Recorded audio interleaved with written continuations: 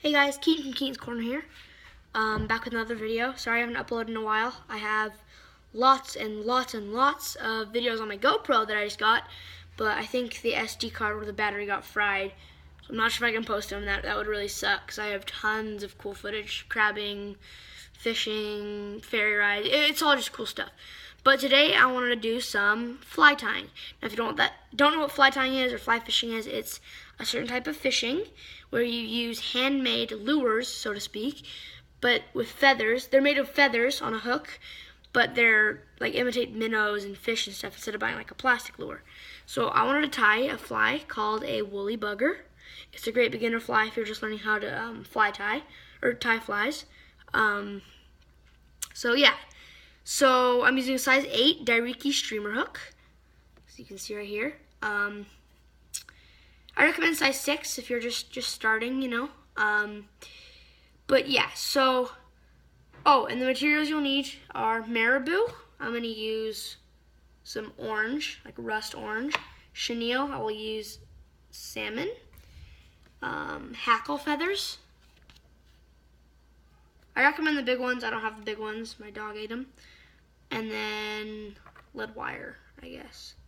Now I've already done my lead wire. Wrap it so there's about 1/4 inch to the bend of the hook and 1/4 inch to the eye of the hook. And you're just going to start your thread. Like I said, I'm using brown thread. I don't know the size.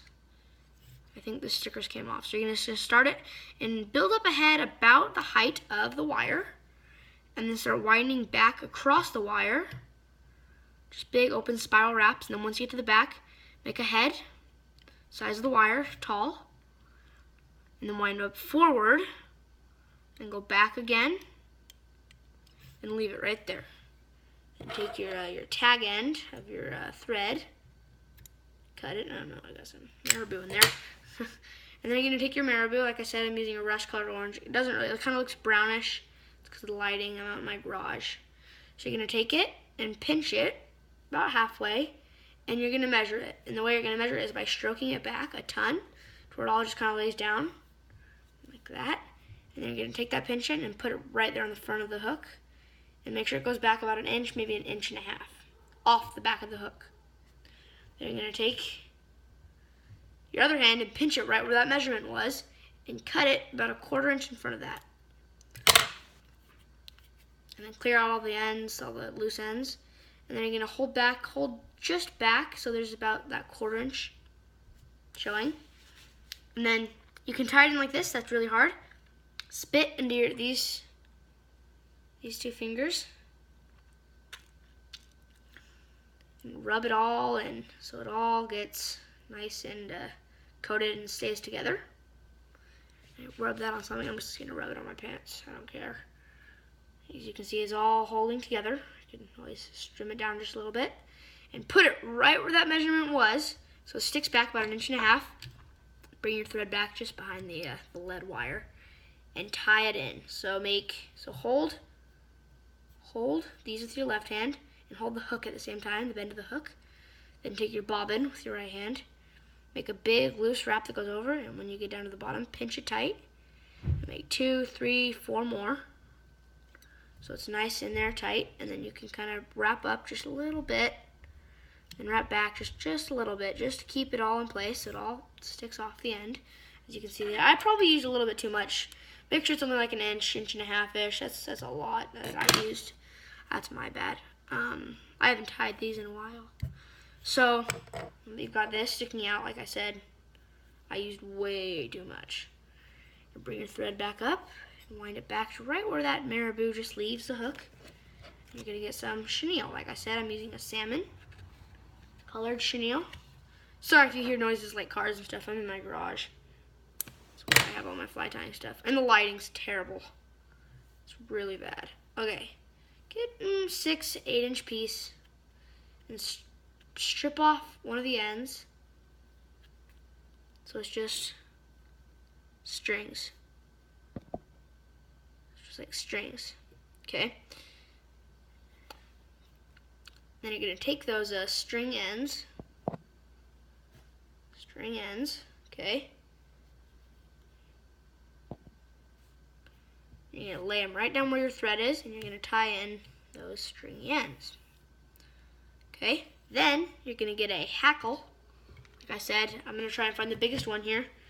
Should be, I don't know, let me find one. Hold on. This is like the thinnest. Go. Come down here where all the fuzzy pieces start. You can see there's fuzzies right there. Strip off all those fuzzies, all the way back down to the end. I mean, you can leave a little bit on just so you have a space, kind of like a stick in the middle. And then you're going to put that stick right where you just tied in your chenille, and you're going to tie that in nice and tight. And then you're going to cut off the tag ends. You can see there's going to be tag ends. Cut those off. Then you're going to take your thread, wind it up to the front. Then you're going to take your chenille. So yes, you can do rotary function. And if you don't know what rotary function is, it's on a special type of vise.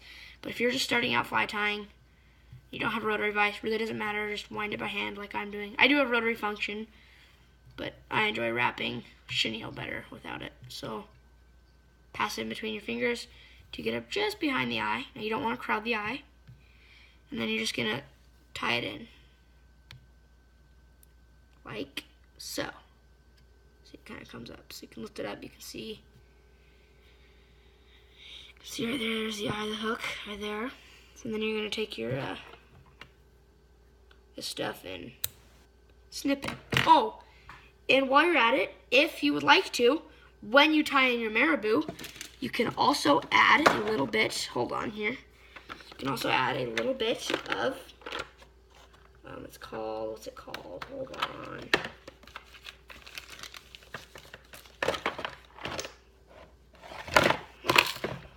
Gosh darn it. This stuff. This is pink, if you can't see. Just like this sparkly stuff, kind of sparkles. You can tie a few of those in to give it some sparkle. But I'm not going to do that today, or right now at least. So yeah, so once you tie in your chenille, take your hackle, lift it straight up by the very tips, and start at the very tips, right where those tips are, and pinch like this, that, and just come down it so they all spew out. Like that. Then you're going to take your hackles, and yes, you can use hackle pliers for this. It may come undone the first few times. Don't worry, it happens to everybody. And you're just going to wrap up. Now, don't make them all right next to each other. Leave some room so they can see, the fish can see the chenille. And you're going to wrap and wrap and wrap up to the front. And then you're going to bring your thread back just a little bit. Oh, my thread's messed up. And you're going to tie that in. Right there. Tie that in. Like that. So it's all tied in. Like that.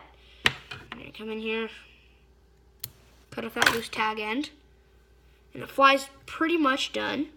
Now, don't cut the thread yet, because then everything will come undone. First, whip finish it. Now, if you don't know how to whip finish, look it up online. I'll probably do another separate video on how to whip finish. So do one or two if you know how. Do one or two whip finishes. Oh no, man, no, it came undone. I'm just going to do one. Sometimes I do 3 for streamers, just because streamers just kind of need 3 just to kind of hold in place, because there's a lot of stuff on there. Sometimes it comes loose. So I did 2. And then you take your head cement. I'm using Hard as Hull head cement. It's kind of like nail polish, actually. And just coat all the front of that eye right there. Right where all that thread is. Sorry, guys. I have a little hoarse voice. And then you're going to cut it. Right like that. Cut the thread. Now you can blow on it a little bit to where it just comes off. Then you can hold it. It'll be sticky. And yeah, that's the finished product, the woolly bugger. Turn on the light here. As you can see here, those hackles stick out.